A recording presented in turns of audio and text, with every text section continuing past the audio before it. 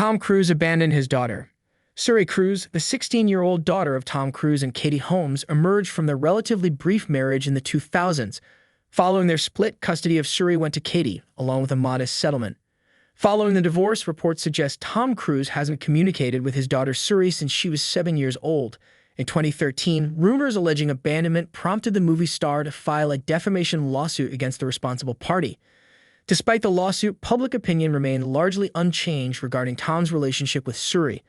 Whether or not he had abandoned her, it was evident that something was amiss between the increasingly distant father-daughter duo. Unfortunately, in the years since, their relationship has only deteriorated further. Picture this, a father-daughter bond so famous it once looked unbreakable, suddenly fading like a Hollywood illusion. Tom Cruise, the action hero who could outrun explosions, couldn't outrun this story. And Suri, the little girl the world watched grow up, slowly becoming a young woman carving out a life completely separate from him. Their relationship didn't collapse overnight. It cracked in whispers, in missed moments, in choices influenced by power, belief, and a spotlight none of us could escape. And now, Suri's stepping into her own identity, and the distance between them has never been more obvious. This isn't just family drama, it's a Hollywood unraveling years in the making. So saddle in, because the truth behind this breakup hits harder than any blockbuster twist. In 2005, it felt like Hollywood had just been handed its newest fairy tale, shiny and unstoppable. Tom Cruise and Katie Holmes meet, and it's like someone hit fast forward on their entire relationship. One minute they're quietly dating, the next they're everywhere. Red carpets, magazine covers, interviews that feel more like love-struck monologues than press. And for Katie, this wasn't just romance, it was a childhood fantasy suddenly coming to life. She once told friends she had a crush on Tom when she was growing up, and now here she was, holding hands with him, walking past paparazzi flashes that lit up every street. Tom was even more intense. He launched into the kind of public love declaration nobody saw coming, ending with that now infamous moment on Oprah's couch when he literally jumped up and down like a teenager who couldn't believe his luck. The world went crazy, late-night jokes, tabloids losing their minds, and fans watching every second like it was a movie. And just when people thought it couldn't get more surreal, April 2006 arrived. Suri was born, and within hours she was the most talked about baby on the planet. Her name alone sparked debates, her first photos sold for a fortune, and Tom and Katie posed with her like the perfect Hollywood family everyone wanted to believe in. For a while, the image was flawless. Coordinated outfits, public kisses, magazine spreads designed to shut down any doubts. But behind that polished surface, the cracks were already there. Little moments that didn't match the glossy narrative. Tension around Tom's increasing intensity. Whispers about the tight controls surrounding their home life. Questions about what Katie was stepping into. Even early on, insiders noticed the imbalance. Tom's world was massive, powerful, structured, and anyone who entered it had to fit his rhythm, not the other way around. Katie smiled through it, played the role, tried to make the fairy tale feel real, but you could see the pressure growing in small ways. Interviews where her voice sounded rehearsed, appearances where she seemed a step behind, a little too careful. And then there was Suri, adorable, photogenic, instantly iconic, but also born into a world of cameras, scrutiny, and expectations she never asked for. That perfect family image, it was already starting to wobble. Not enough for the public to notice, not enough for anyone to predict what was coming, but enough that, looking back now, the signs were impossible to ignore. The fairy tale beginning wasn't the start of a love story. It was the beginning of a slow unraveling that would eventually leave Tom and Suri standing on opposite sides of a divide no one could have imagined. The moment Scientology entered Katie Holmes' life, everything around her shifted. Not slowly, not subtly. It was like stepping through a door into a world where the rules were already written, the hierarchy already set, and she was expected to fall in line without hesitation. At first it looked like devotion, commitment, supportive fiancé energy. But behind the scenes, Katie was being pulled into a belief system with layers of expectations most outsiders never even knew about. Suddenly, she had handlers, advisors, people who monitored her schedule, her interviews, her reactions. This wasn't just a relationship with Tom, it was a relationship with an entire institution that revolved around him. And that institution had an opinion about everything. The pregnancy, Scientology had guidelines, from diet to stress levels to the infamous silent birth rule. That meant no screaming, no chaos, no loud noises during labor, the belief being that any sound during birth could traumatize the baby. Katie didn't fight it publicly. She went along with it, at least on the surface. Behind closed doors, that's where things got complicated. Because Tom didn't just bring in enthusiasm, he brought control. He reportedly installed a home sonogram machine so he could monitor the pregnancy himself, something doctors warned against, but he treated like a casual accessory. And this wasn't the kind of environment where you said no. There were protocols for behavior, protocols for communication, protocols for childcare. Scientology isn't a religion of suggestions, it's a system of structure and oversight. And Katie was never truly alone. There were whispers of checkers, people who monitored her stress, her responses, her compliance. Even her public statements started sounding scripted. The bright, open energy she had in Dawson's Creek interviews faded into something quieter, more cautious, like she was always aware of who might be listening. And meanwhile, her parents, devout Catholics from Ohio, watched all of this with growing dread. They weren't insiders. They didn't understand the language, the pressure, the power dynamics. They just saw their daughter slipping deeper into a world where they had no influence. They visited quietly, they supported her publicly, but privately they were scared. Scared she was losing herself, scared she was being isolated, scared this new environment was swallowing her whole. And in the middle of it all was Suri, a little girl being raised inside a bubble designed by Scientology principles. Her childhood wasn't just wealthy, it was structured, controlled, surrounded by nannies and staff who followed strict rules about silence, correction, discipline, and behavior. Doors didn't slam, voices didn't raise. Everything had a protocol, even playtime. From the outside, it looked glamorous. Tiny designer outfits, high-end strollers, private jets. But under the luxury, there was a rigidity most people never saw. And that structure, that secrecy, that intensity, it would end up shaping not just Suri's early childhood, but the decisions Katie would make to protect her in the years ahead. From the outside, Tom, Katie, and little Suri looked like the ultimate Hollywood dream family. Red carpets, coordinated outfits, magazine covers that made everyone stop and stare. Every photo screamed perfection. Every public appearance felt rehearsed but effortless. Fans assumed their life was flawless, a fairy tale unfolding in front of the cameras. But behind that glittering image, the reality was quietly, relentlessly different. Katie wasn't living a glamorous life. She was living a monitored one, wrapped in layers of rules and scrutiny she hadn't grown up with. Journalists who met her started noticing the subtle cracks. One asked if she ever got to just go outside and enjoy life. And Katie's quiet response, "We don't go outside much," spoke volumes. A tiny sentence that hinted at something far bigger happening behind the scenes. She wasn't truly alone, but she also wasn't free. Scientology members were constantly nearby, watching, guiding, and controlling everything from who she spoke to how she behaved to the tiny details of her day. Even simple moments like walking with Suri or attending a movie premiere were carefully orchestrated. The pressure was constant, and it left marks you could start to see in her demeanor. The bright, open energy she had in Dawson's Creek interviews was replaced with caution, with careful politeness, with eyes that scanned for what was expected of her rather than what she wanted for herself. And while the world saw a picture-perfect family smiling for cameras, Katie was already starting to pull away emotionally, building the inner walls that would eventually allow her to reclaim her life and, most importantly, protect Suri. The public image was flawless. The private reality was suffocating, and the tension between the two would define every choice Katie made in the years to come. The tension had been building for years, quietly, behind closed doors, but by the early 2010s, Katie Holmes was already thinking about escape.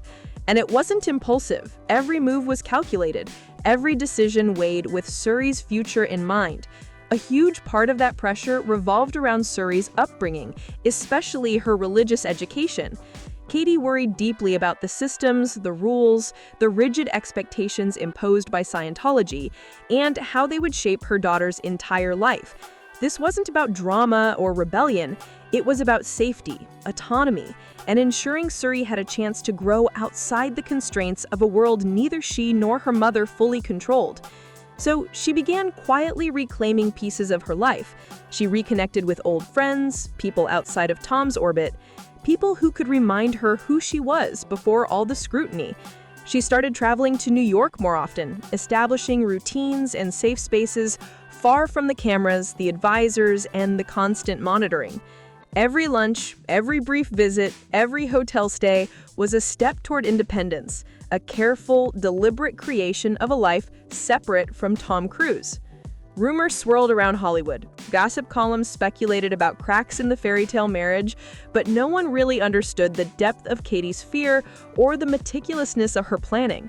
Behind the scenes, her father, Martin Holmes, quietly stepped in as her strategist, helping her navigate legal waters, figure out timelines, and plan every logistical detail to protect Suri. She wasn't just reacting, she was orchestrating a path forward, a safe exit plan that would minimize risk and maximize her daughter's freedom.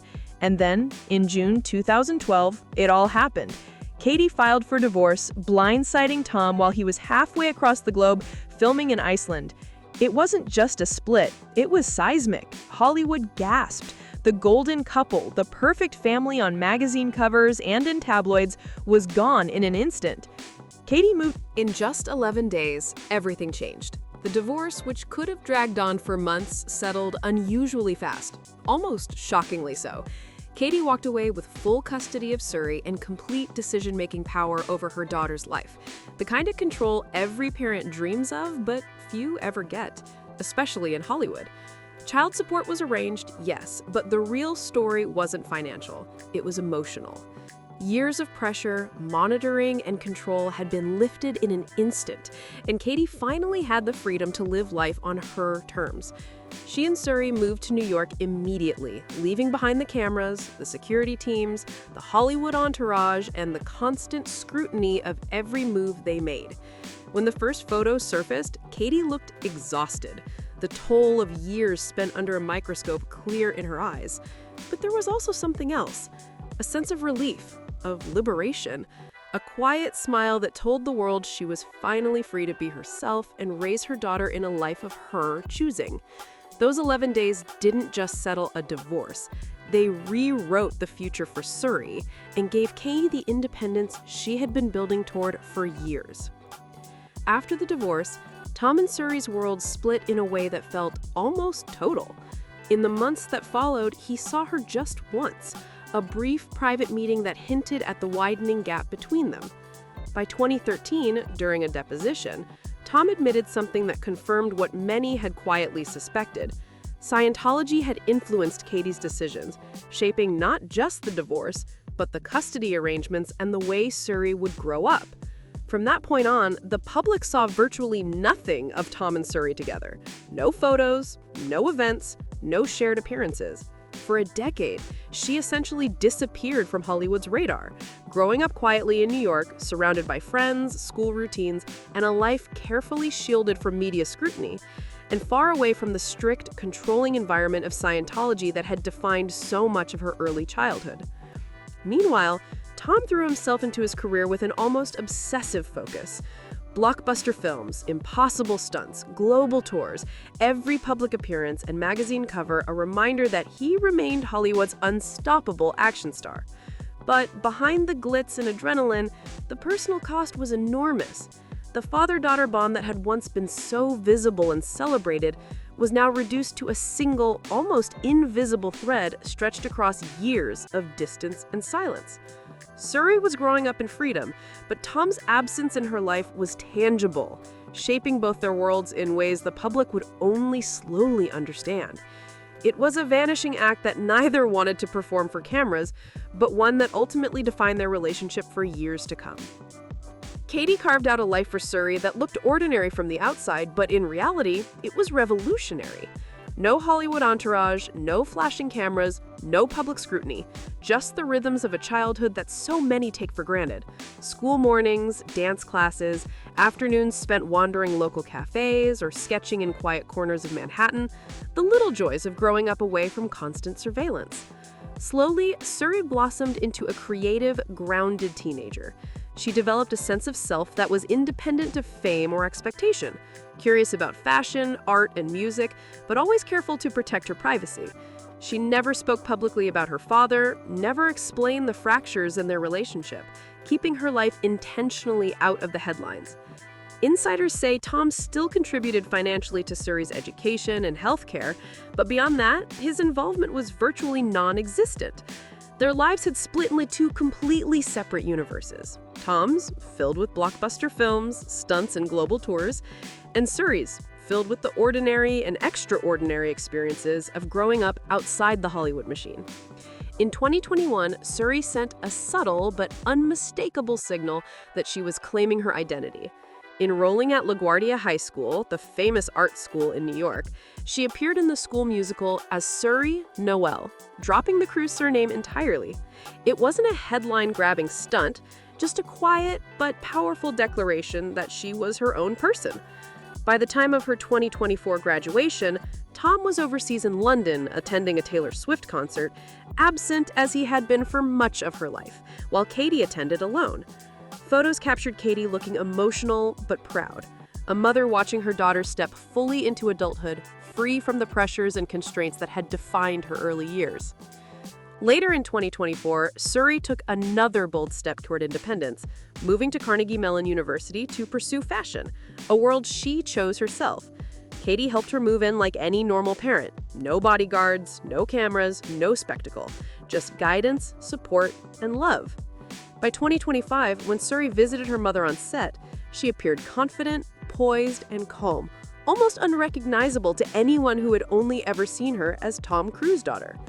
She was now fully inhabiting her own life, free of the crew's legacy, navigating New York on her own terms, exploring her passions, and building her identity in a city that demanded individuality.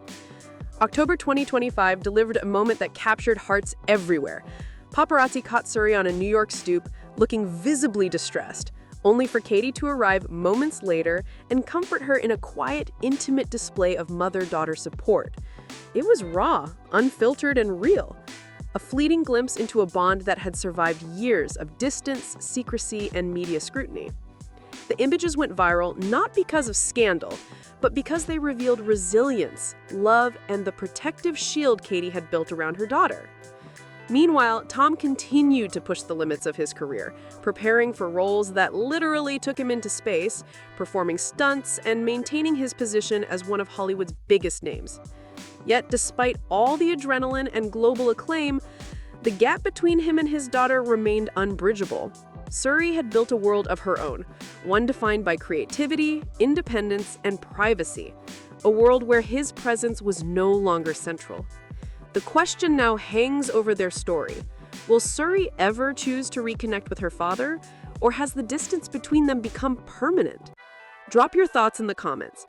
What do you think the next chapter holds for this famous father-daughter duo? And can their worlds ever collide again?